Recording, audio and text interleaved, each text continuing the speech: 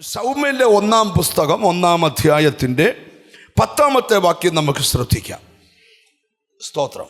1 ശൗമ്യന്റെ പുസ്തകം 1-ാം അധ്യായത്തിന്റെ 10-ാമത്തെ വചനം. അവൾ മനോവ്യസനത്തോടെ യഹോവയോട് പ്രാർത്ഥിച്ചു പറഞ്ഞത്, അവൾ ഒരു നേർച്ച നേർന്നു.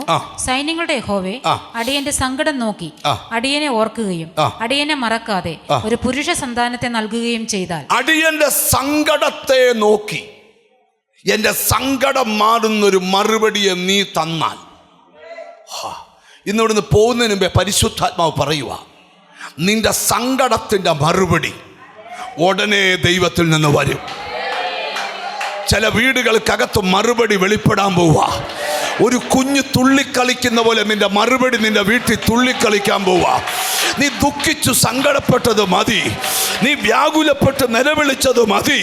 ഇന്ന് പരിശുദ്ധാത്മാ പറയുക, ഞാൻ നിന്റെ ദുഃഖം മാറ്റി നിനക്ക് സന്തോഷം തരും. ഓ ഹല്ലേലൂയ! എത്ര പേര് അതിന് ആമീൻ പറയാൻ പറ്റും? ഇച്ചിരൂടെ ഗഹനമായിട്ട് വരാം. 2023 എന്ന വർഷം സങ്കടപ്പെട്ട് കരയുന്ന വർഷമല്ല. മനസ്സിൽ പറയണം, എൻ്റെ ദുഃഖകാലം തീരാൻ പോവുക. എത്ര പേര് അതിന് ആമീൻ പറയും? ഒരു വാക്യം കൂടെ നമുക്ക് വായിക്കുമ്പോൾ ഇച്ചിരി കൂടെ നിങ്ങൾക്ക് മനസ്സിലാകും. അപ്പോസ്തല പ്രവൃത്തികളുടെ പുസ്തകം 7-ാം അധ്യായത്തിൻ്റെ 9-ാമത്തെയും 10-ാമത്തെയും വാക്യം കൂടെ വായിക്കാം നമുക്ക്. അപ്പോസ്തല പ്രവൃത്തി 7-ാം അധ്യായം 9-10 വാക്യങ്ങൾ. ഗോത്രപിതാക്കന്മാർ യോസഫിനോട് അസൂയപ്പെട്ട് അവനെ മിസ്രയീമിലേക്ക് വിട്ടുകളഞ്ഞു. എന്നാൽ ദൈവം അവനോട് കൂടെയിരുന്നു. സകല സങ്കടങ്ങളിൽ നിന്നും അവനെ വിടുവിച്ചു. ഒരു നല്ല ആമീൻ പറഞ്ഞാട്ട്. ദൈവം അവനോട് കൂടെ ഇരുന്ന് അവനെ സകല സങ്കടങ്ങളിൽ നിന്നും വിടുവിച്ചു.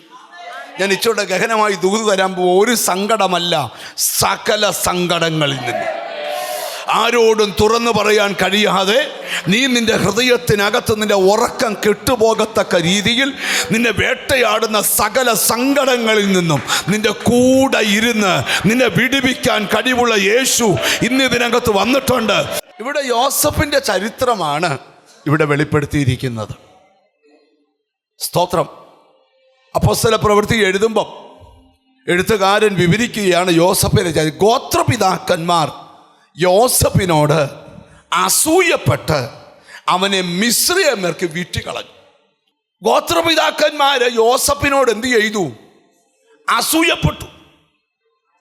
അസൂയപ്പെട്ടിട്ട് അവനെ എന്ത് ചെയ്തു? വിറ്റുകളഞ്ഞു. സത്യത്തിൽ ഞാൻ ചോദിക്കട്ടെ, യോസഫ് രാജ്യത്തിന് 2ാമനാകുമെന്ന് അറിഞ്ഞിരുന്നെങ്കിൽ വിൽക്കുമായിരുന്നു? ഇല്ല. ഈ നമുക്ക് നമ്മുടെ ഭാവി അറിയാത്തതാണ് നമ്മുടെ പ്രശ്നം. ഏലിയാവ് മരണം കാണാതെ എടുക്കപ്പെടുമെന്ന് ഏലിയാവിന് അറിയാമായിരുന്നെങ്കിൽ ഇസബേലിന് മുമ്പ് പേടിച്ചു പോയി ചൂരച്ചിടലിൽ കിടക്കുമായിരുന്നോ? പറ. ഇല്ല. സ്തോത്രം. നമ്മൾ ചില കാര്യത്തിൽ ചുമ്മാ അങ്ങ് സങ്കടപ്പെടുക. ഞാൻ അതിനൊരു വഴി പറഞ്ഞു തരാം. നേരത്തെ സങ്കടപ്പെട്ടൊരു വിഷയത്തിന് വിടുതൽ കിട്ടിയ ഒരു വിഷയം ഓർത്തേ. ചുമ്മാ 1 വർഷം സങ്കടപ്പെട്ടേച്ച് പിന്നെ വിടുതൽ കിട്ടിയവൻ പറയാം, ഓ ദൈവം എത്ര നല്ലവനായിരുന്നു, നിന്റെ സാക്ഷ്യമൊന്നും ഇനിയും കേൾക്കണ്ട. മനസ്സിലായോ? എടാ, ഏത് പ്രശ്നം വരുമ്പോഴും ദൈവം എൻ്റെ കാര്യം കൈകാര്യം ചെയ്യുമെന്ന് വിശ്വസിക്കണം.